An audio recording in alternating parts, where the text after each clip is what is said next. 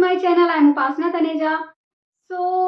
आज का lecture basically singularity की थोड़ी सी रिवीजन और इम्पॉर्टेंट रिजल्ट्स को डिस्कस करना है।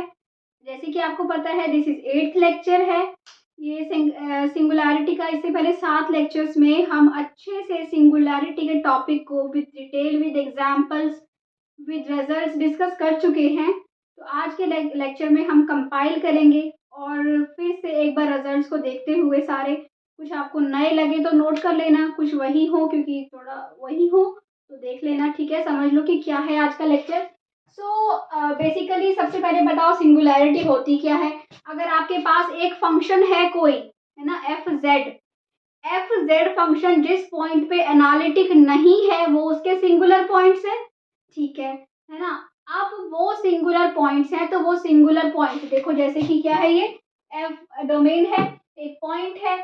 अब इस पॉइंट पे फंक्शन एनालिटिक नहीं है, मतलब इसके नेबरहुड में फंक्शन डिफाइन नहीं है, तो इसका मतलब वो एनालिटिक पॉइंट है, ठीक है। अगर वो सिंगुलर पॉइंट है, अगर वो सिंगुलर पॉइंट है तो वो आइसोलेटेड भी हो सकता है, नॉन आइसोलेटेड भी। आइसोलेटेड मीन्स अकेला, कि उसके नेबरहुड में और कोई सिंगुलर पॉइंट ना हो, और उसके नेबरहुड में अगर बहुत सारे हैं तो नॉन आइसोलेटेड है ना। ये भी हम एग्जांपल्स के थ्रू देख चुके हैं। उसके बाद आता है कि सिंगुलैरिटी आइसोलेटेड भी हो सकती है और नॉन आइसोलेटेड भी हो सकती है। ओके, आइसोलेटेड, नॉन आइसोलेटेड के बाद क्या है कि आइसोलेटेड के अंदर रिमूवेबल भी हो सकती है, पोल भी, एसेंशियल भी। ये हम केसेस डिस्कस कर चुके हैं। दोनों मेथड्स मैंने यहाँ पे लिख दिए हैं कि अगर आप लिमिट के थ्रू चेक करते हो, एग्जिस्ट करती हो फाइनाइट हो तो रिमूवेबल है, एग्जिस्ट करती हो इनफाइनाइट हो तो पोल है। डज नॉट एग्जिस्ट मतलब कि हर पाथ से अलग वैल्यू आए तो एसेंशियल है। अब इसी चीज को सिंगुलैरिटीज आप इस वे से भी निकाल सकते हैं और इस वे से भी निकाल सकते हैं। प्रिंसिपल पार्ट, लॉरेंट सीरीज हमने पढ़ी थी। लॉरेंट सीरीज का जो अगर प्रिंसिपल पार्ट कौन सा, bn वाला, जिसमें z की नेगेटिव पावर्स होती हैं, अगर उसमें कोई भी टर्म नहीं है तो रिमूवेबल सिंगुलैरिटी है। उसमें फाइनाइट टर्म्स है तो पोल है, और अगर उसमें इनफाइनाइट टर्म्स हैं तो एसेंशियल है। ओके, अगर आपकी सिंगुलैरिटी रिमूवेबल है तो आपको ये मेथड फॉलो करना चाहिए, पोल में भी ये मेथड फॉलो करना चाहिए, एसेंशियल में ये मेथड फॉलो करना चाहिए, ठीक है। इसके बाद आ जाओ नेक्स्ट रिजल्ट पे।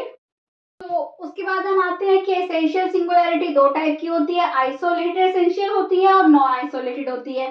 वो उसके लिए क्या करते हैं, आपके पास कोई एक फंक्शन होगा, rational function, something upon something. ऊपर वाले को इक्वल टू 0 पुट करोगे आपको जीरोस मिलेंगी, नीचे वाले को इक्वल टू जीरोस पुट करोगे आपको पोल्स मिलेंगे, है ना। तो लिमिट पॉइंट ऑफ जीरोस निकालोगे, आइसोलेटेड सिंगुलैरिटी मिलेगी, आइसोलेटेड एसेंशियल। और लिमिट पॉइंट ऑफ पोल्स निकालोगे तो नॉन आइसोलेटेड एसेंशियल सिंगुलैरिटी मिलेगी। अच्छा, ये बहुत अब से शुरू होते हैं इंपॉर्टेंट रिजल्ट्स, जो एज इट इज आपके मल्टीपल चॉइस क्वेश्चंस में आएंगे, ठीक है। सबसे पहले पोल्स जो होते हैं वो आइसोलेटेड होते हैं। ये इंपॉर्टेंट क्वेश्चन है, हमेशा याद रखना कि पोल्स अगर आपके आते हैं, आपको पता है, आपको कोई फंक्शन दिख रहा है एग्जाम में और वो पूछ रहा है कि बताओ सिंगुलैरिटी आइसोलेटेड है कि नॉन आइसोलेटेड, और आपको अपने आप ही दिख रहा है कि वो पोल्स हैं, तो क्या होते हैं, पोल्स आइसोलेटेड होते हैं। द बिहेव पोल्स का जो लिमिट पॉइंट होता है वो नॉन आइसोलेटेड एसेंशियल होता है, बट पोल्स आइसोलेटेड सिंगुलैरिटी होते हैं। बिहेवियर अगर आपको चेक करना है किसी भी फंक्शन का z इक्वल टू इन्फिनिटी पे, z की जगह पे 1/t पुट कर दो और t इक्वल टू 0 पे बिहेवियर चेक कर लो, जो कि क्योंकि 0 पे चेक करना बहुत ईजी होता है, तो z को रिप्लेस कर दो, 1/z से कर दो या 1/t से कर दो, ठीक है। तो अब जो ऐसे रिजल्ट्स आएंगे जो एज इट इज आपको यूज करने हैं मल्टीपल चॉइस क्वेश्चंस में, ठीक है। ये बहुत इंपॉर्टेंट रिजल्ट्स हैं जो आपके as it is multiple choice questions करने में यूज हो सकते हैं। देखिए फर्स्ट क्या है कि कोई रैशनल फंक्शन है, अगर आपके पास समथिंग अपॉन समथिंग, है ना, ऐसे फंक्शंस के एग्जांपल्स हमने बहुत डिस्कस किए हैं। तो अगर आपके पास कोई रैशनल फंक्शन है तो उसकी कोई और सिंगुलैरिटी नहीं होती, उसके सिर्फ पोल्स होते हैं।